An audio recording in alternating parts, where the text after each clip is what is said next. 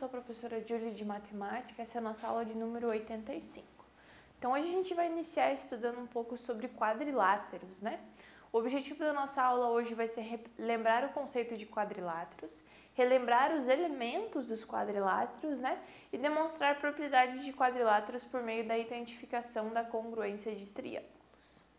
Então, os materiais para a aula de hoje vão ser o seu caderno, caneta, lápis, borracha e régua.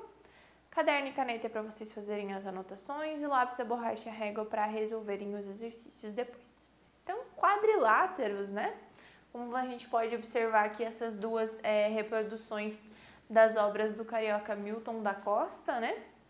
E do holandês Pierre Mondrian. Aqui a gente tem, né, duas imagens com várias figuras geométricas, né? Então, observando aqui a primeira, a gente tem algumas figuras, né? Não só quadriláteros, né? A gente tem círculos e outras figuras. E aqui a gente tem, no caso, né, alguns quadriláteros ali representados, certo? Então, né, entre as diferentes figuras que aparecem nessas obras de arte, a gente pode destacar algumas que são essas aqui, né? Que no caso são os quadriláteros, né? Essas figuras, elas são exemplos de quadriláteros, por quê? Porque elas possuem aí quatro lados, né? Relembrando a definição de quadriláteros, né? Um quadrilátero vai ser aquele que é todo o polígono com quatro lados, ou seja, todo polígono que tiver quatro lados vai ser chamado quadrilátero. Então, independente aí do que a gente estiver trabalhando, qualquer polígono de quatro lados é chamado de quadrilátero. Você pega aí a palavra, né, quadrilátero, quadri vem de quatro e láteros vem aí de lados. Então, essa é a ideia da palavra aí, quadriláteros representa qualquer polígono que tenha quatro lados, ok? Então, aqui a gente tem outros exemplos, olha só.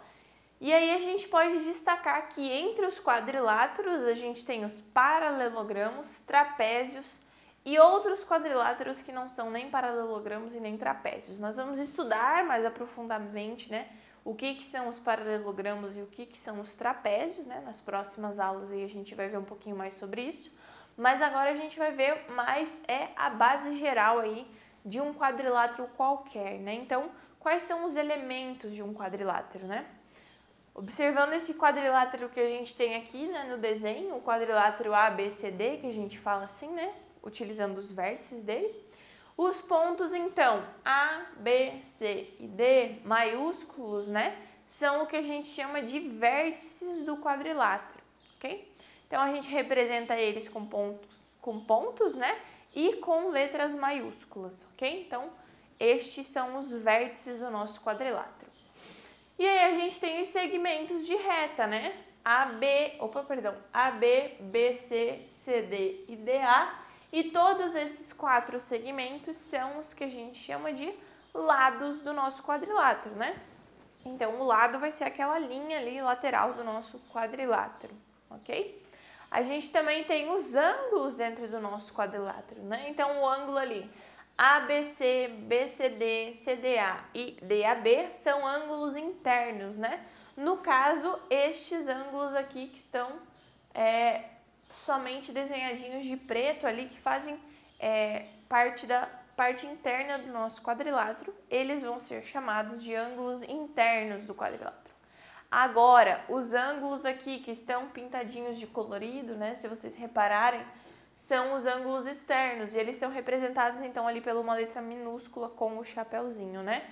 Então, o ângulo A, o ângulo B, o ângulo C e o ângulo D são ângulos externos do nosso quadrilátero. Lembrando que o ângulo externo é aquele ângulo, né, que é composto pelo prolongamento de um dos lados e o outro lado do nosso polígono que a gente estiver estudando, certo? Então, aqui nesse caso, os ângulos ABCD, minúsculos ali, né, são os ângulos externos do nosso quadrilátero. E aí a gente tem ainda os segmentos AC e BD, que são as nossas diagonais do nosso quadrilátero.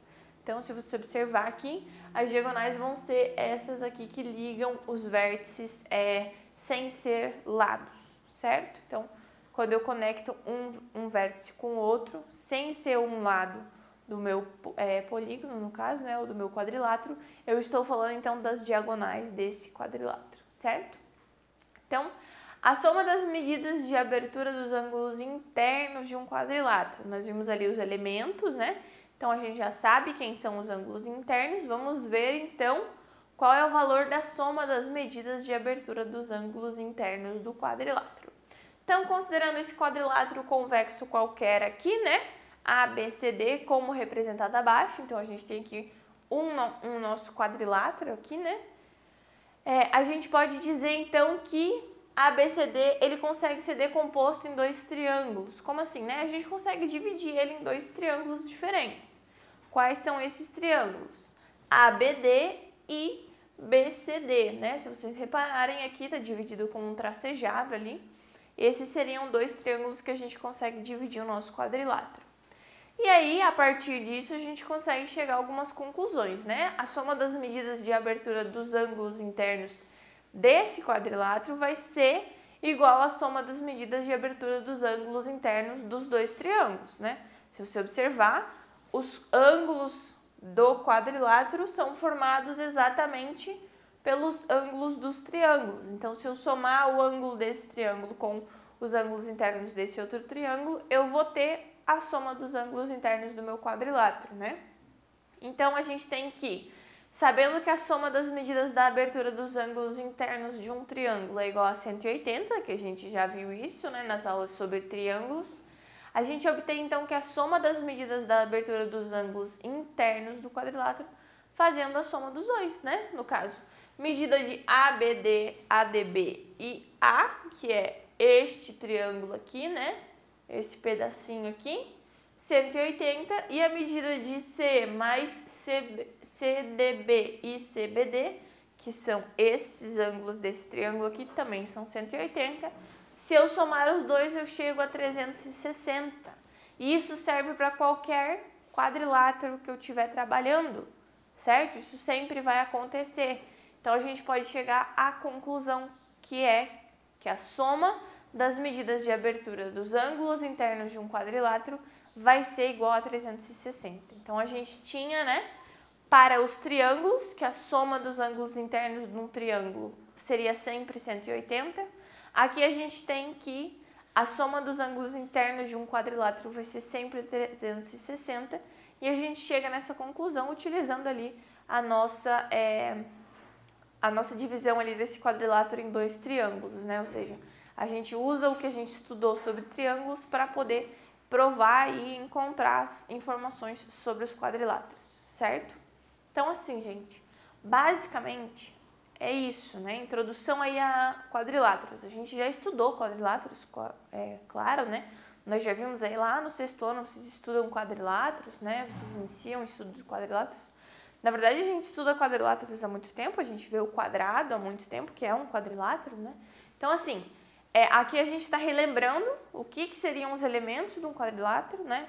Quais os nomes que a gente utiliza ali dentro do estudo. A gente vai aprofundar mais um pouquinho sobre isso nas próximas aulas. Claro, nós vamos ver as subdivisões aí dos quadriláteros, né?